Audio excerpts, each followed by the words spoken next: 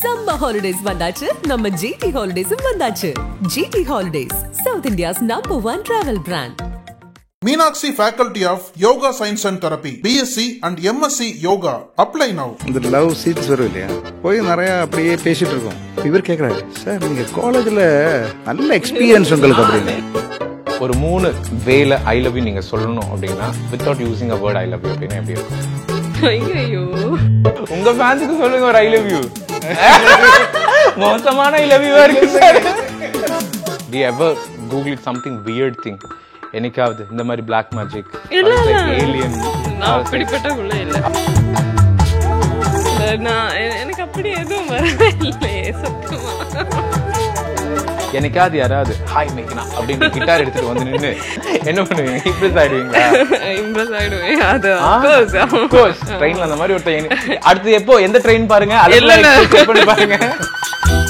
ஒரு எளிமையான மனிதர்களுடைய வாழ்க்கை தான். தன் பின்புலம் சரியில்லாதனால எங்கேயுமே அவனுக்கு வேலை கொடுக்கல, வேலையே கிடைக்கல. ஸோ அப்போ அவன் எப்படி வந்து சாப்பிட்றது? மலையும் நானும் மைனா டைமில் இருந்து நண்பர்கள் தான். அதனால அவர் என்ன நினைக்கிறோ அது எனக்கு தெரியும். ஒரு 90% எனக்கு தெரியும்.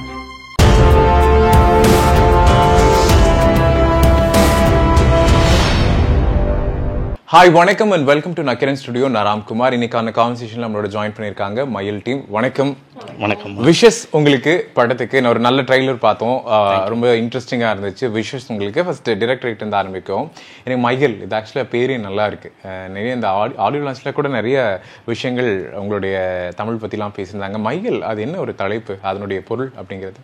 மையல் என்பது பார்த்த நொடி பொழுதில் ஈர்ப்பு, மயக்கம். ஓ, ஒரு ஹைக்கு கவிதையை சுருக்கி வச்ச ஒரு மையலா? ஆமாம், பார்த்த நொடி பொழுதில் வந்து மயக்கம் கொள்வது தான். அது சங்க இலக்கியத்திலேருந்து சொல்லியிருக்காங்க. ஸோ அதிலிருந்து ஒரு சில கரெக்ஷன் பண்ணி தான் ஆடியோ லான்ச்சில் கொடுத்துருந்தோம். ஓகே ஓகே, இன்ட்ரெஸ்டிங்காக இருந்துச்சு மையல் அப்படிங்கும்போது. அப்போது ஹோல்சமாக ஒரு விஷயத்த வந்து டைட்டிலே மொத்தமாக சொல்லிட்டீங்க.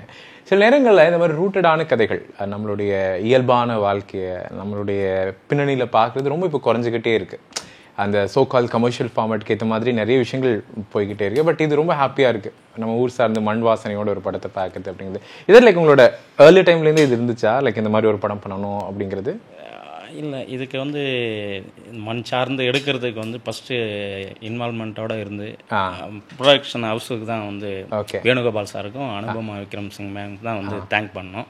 ஏன்னா அவங்க தான் இந்த மாதிரி ஒரு விஷயங்கள் வந்து சினிமாவில் சொல்லப்பட்டதுக்கு சர்டன் பீரியடில் வந்து சொல்லாமல் இருக்குது. ஸோ இதை எடுத்துகிட்டு போகணும்னு அவன் விருப்பப்பட்டது அவங்க தான். ஓகே.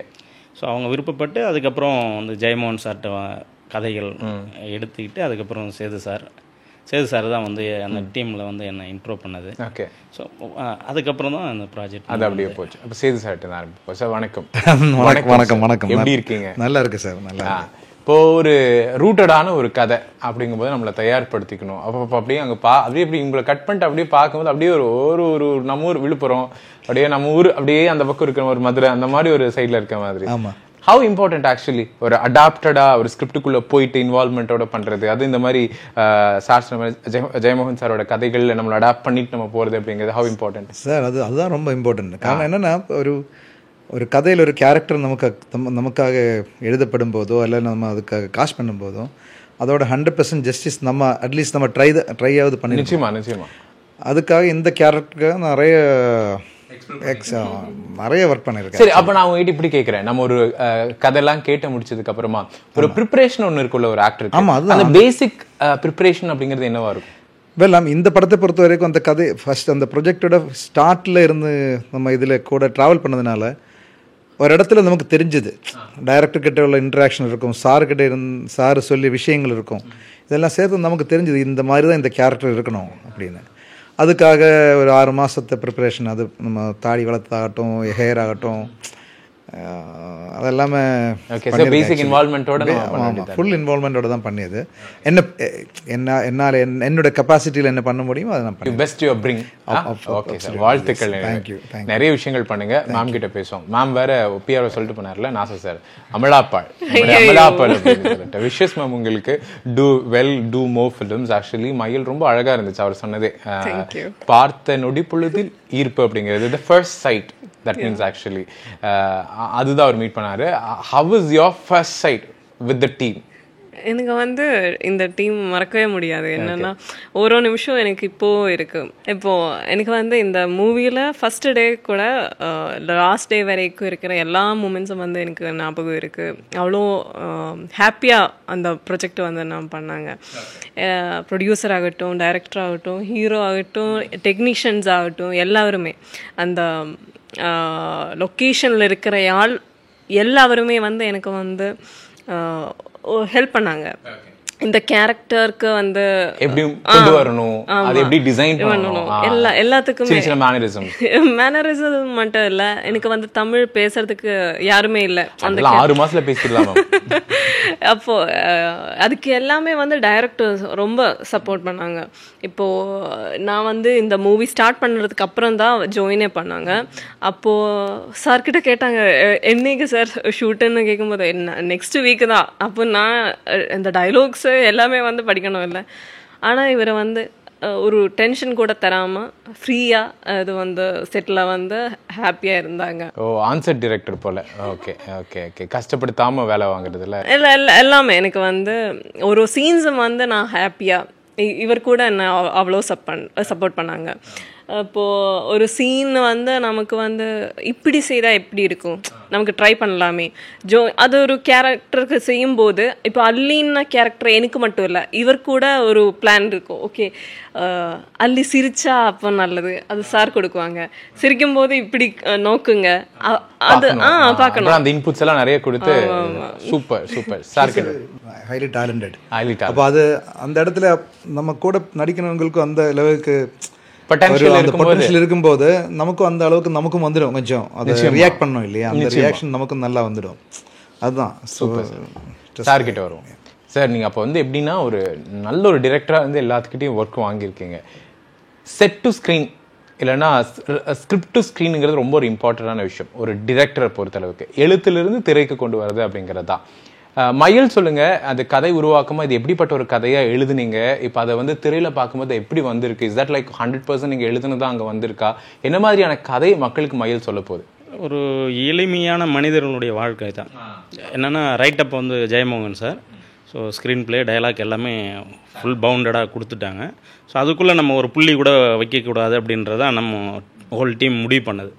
ஸோ அவர் கரெக்டாக கொடுத்துருப்பார். அதை நம்ம விஷுவல்ஸ் பண்ணணுன்ற ஒரு எல்லாம் முடிவெடுத்து தான் ஆரம்பித்தது. அதாவது என்னென்னா ஒரு சிட்டிக்குள்ளே வாழ்ந்துருக்கிற மனிதர்களுக்கு பொருளாதாரம் சார்ந்த ஒரு பிரச்சனைகள் இருக்கும். வாடகை கொடுக்கணும், பீஸ் கட்டணும், மற்ற விஷயங்களுக்காக ஓடிட்டுருப்பாங்க. இங்கே அப்படி கிடையாது. அதாவது இந்த பூமியில் பிறந்த ஒரு மனிதன் தன் பின்புலம் சரியில்லாதனால எங்கேயுமே அவனுக்கு வேலை கொடுக்கல, வேலையே கிடைக்கல. ஸோ அப்போ அவன் எப்படி வந்து சாப்பிட்றது, இப்படி தன் வாழ்க்கை நடத்திக்கிறான்றது ஒரு விஷயம் இருக்குங்களா. அதுதான் ஹீரோவோட பின்னணியாக இருக்கும். ஹீரோயினுடைய பின்னணி என்னென்னா பிளாக் மேஜிக்னு சொல்லுவாங்க இல்லைங்களா. ஸோ அந்த பின்புலத்தில் வந்த பெண், அந்த பெண் பண்ண மாட்டாங்க, பட் அந்த பின்புலம் சார்ந்த பேத்தி, அந்த பாட்டியோட பேத்தி. ஸோ இப்படிப்பட்ட ஒரு 2 பேர் சந்திக்கிறப்போ இந்த சமூகம் வந்து அவங்க வாழ்க்கையில் வந்து என்ன விளைவுகளை தந்தது, இவங்க அந்த பிரச்சனை எப்படி ஃபேஸ் பண்ணாங்கன்றது தான் முழு கதையும் இன்ட்ரெஸ்டிங்காக இருக்குது. சொல்லலாம். இரு தனிப்பட்ட மனிதர்களுடைய பின்புல வாழ்க்கை அவங்களுடைய பொது வாழ்க்கை எப்படி பாதிக்குது அப்படிங்கிறது தான். அருமை சார். நல்ல விஷுவலும் நல்லா பண்ணியிருந்தீங்க. ஆக்சுவலி டிரெக்டர் மீட்டர்னு ஒன்று சொல்லுவாங்கல்ல, எப்பவுமே இந்த டிரெக்டர் மீட்டரை பிடிக்கிறது, ஃபைன் பண்ணுறத ஒரு ஆக்டருக்கு எப்பயுமே ஒரு டஃப்பான ஜாப். பிகாஸ் ஸ்கிரிப்ட் நம்ம படிப்போம், obviously like we all read the script, but அவருக்கு ஒரு மென்டாலிட்டி இருக்குல்ல, ஆக்டர்ஸ் கிட்ட என்ன ஒரு மீட்டர்ல கான்டென்ட் வாங்குறது அப்படிங்கிறது. இஸ் தட் எவ்வளோ நாள் ஆச்சு அவருடைய டிரெக்டர் மீட்டர் ஃபைன் பண்ணுறது? மலையும் நானும் மைனா டைமில் இருந்து நண்பர்கள் தான். அதனால அவர் என்ன நினைக்கிறோ அது எனக்கு தெரியும். ஒரு 90% எனக்கு தெரியும். அதுக்கு மீதி என்ன தேவை இருக்குமோ அது நைஸாக, சைலண்டாக, சட்டிலாக ஒரு டேக் போய்க்கலாம் அப்படின்னு அவர் நைஸாக சொல்லிடுவேன். அது that credit goes to him. அது மீதி நம்மக்கிட்ட அந்த கேரக்டர் நம்ம ஃபஸ்ட்டில் இருந்தது ட்ராவல் பண்ணும்போது நமக்கு கிடைக்கணும் ஒரு ஒவ்வொரு டைமும் கிடைக்கணும் இன்புட்ஸ் இருக்குது. அந்த இன்புட்ஸ் எல்லாம் ஏற்றி தான் நம்ம அந்த கேரக்டரை எடுத்து ஸ்க்ரீனில் கொண்டு போவோம். அது ஆட்டோமேட்டிக்காக அப்போ அந்த டைமில் வந்துடும் இல்லை? அது வந்திருக்கேன்னு நினைக்கிறேன். அதை மக்கள் பார்த்ததுக்கு அப்புறம் தான் அது தெரியும். நான் போகிறேன். ஓகே, மேம் கிட்ட போவோம். மேம் உங்ககிட்ட ஒரு குயிக்காக ஒரு ரேபிட் ஃபயர் விளையாடும். ரெடியாக இருக்கீங்களா மேம்? நான் அப்படியே என்ன மேம், சே மக்களை ஏமாத்து. ஐயோ 3 way to say I love you without using a word I love you. ஒரு 3 வேல I love you நீங்க சொல்லணும் அப்படின்னா without using a word I love you அப்படின்னா எப்படி இருக்கும்? Only actions. ஐயோ எந்த மேம் எவரும் யோசிச்சு கஷ்டப்பட்டு ஒரு கொஸ்டின் எழுதிட்டு வந்திருக்கோம். ஐயோ அப்படின்ட்டு ஐயா என் ஃபேஸ்லாம் பார்க்காதீங்க மேம். நானே மழையில நனைஞ்சு குளிர்ல வந்திருக்கேன். நீங்க மக்களை பார்த்து சொல்லுங்க மேம், உங்களோட ஃபேன்ஸை பார்த்து சொல்லுங்க மேம். ஐயோ அது வேணுமா? I love you மேம் எப்படி மேம் இப்படி சொல்லுங்க, நான் இன்னும் பிரேமிக்கணும் அப்படி சொல்லுங்க. பாருங்க என்ன எக்ஸ்பீரியன்ஸ் பாருங்க. தெலுங்கு மலையாளம் கன்னடம், தெலுங்கு மலையாளம் கன்னடம் எல்லாம் கத்துக்கணும் சார். ஆமா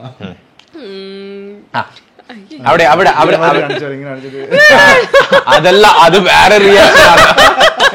ஞாபகம் பாருங்க ஐ லவ் யூ நீங்க படிச்சது வேற ஒரு ரியாக்ஷன். என்ன சொல்றீங்க? அவர்கிட்ட கொடுங்க சார். இப்படி நின்னு உங்களோட டர்ன் ஆனு.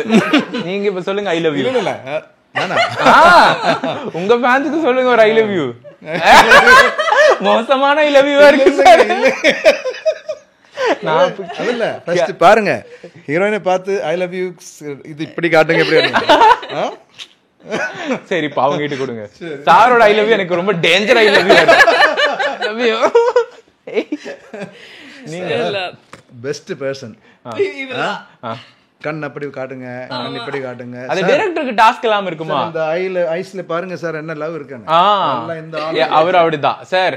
அங்க இங்க சார் இப்ப நீங்க சொல்லுங்க சார். நான் சொன்னா அவங்க கேட்க மாட்டேங்கிறாங்க. ரெண்டு பேருக்கு ஒரு பெஸ்ட் ஷாட் நீங்க டிசைன் பண்ணுங்க சார். சார் கையில கொடுத்துட்டு சார் நீங்க அங்க நமக்கு பிடிச்சவங்க இருக்காங்க. அதான் சார் நீங்க ரோலிங் கேமரா ஆக்ஷன் சொல்லுங்க சார், அவங்க பண்ணுவாங்க.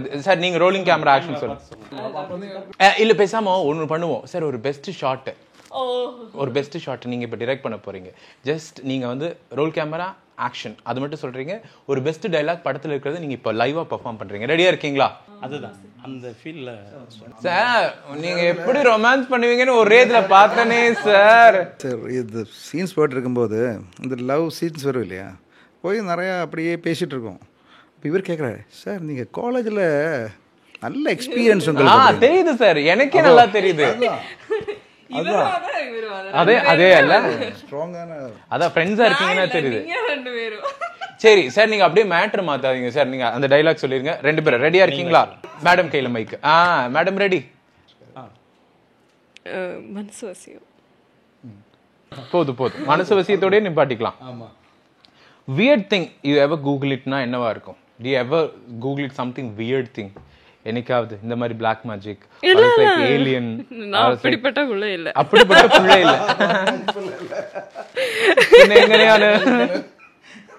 சரி ஒரு best pickup line ever used on you அப்படின்னு ஏதாவது இருக்கா உங்களுக்கு? இல்லையே மேடம். எல்லா ரேபிட் ஃபயரும் நீங்க கீல் பண்ணிட்டு இருக்கீங்க. சொல்லுங்க மேடம், ஒரு ப்ரோமோட் வைக்கிறதுக்காக சொல்லுங்க மேடம். இல்ல கரெக்ட்டா சொல்றேன். நீங்க சொல்லுங்க, இப்ப சொல்லுங்க. அம்மா இப்ப இல்ல இல்ல காரியமா சொல்றேன். சோ ஆப்வியஸ்லி இன்ஸ்டாகிராம்ல 1000 இருக்கும்ல, சும்மா காமிக்கா ரீட் பண்ணும்போது என்ன ஒரு கிரிஞ்சா இருக்கு அப்படிங்கிற மாதிரி. இல்ல நான் எனக்கு அப்படி எதுவும் வரவே இல்லையே சத்தியமா. நம்பிட்டேன். இப்போ உங்க ஃபோன் கொடுத்து உங்க அம்மாவை செக் பண்ண சொல்றேன். இருங்க நான் போனதுக்கு அப்புறம் சொல்லிட்டு போறேன். One food you never say no. Masala dosa. Masala தோசையா?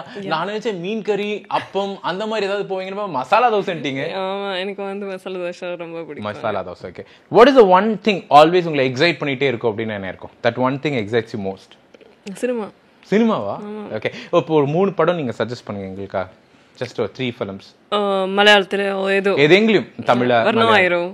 ஆஃப் கோர்ஸ் சாரி வாரணம் ஆயிரம். ஆமா தொடரும் ரீசனா திருஷ்யம்.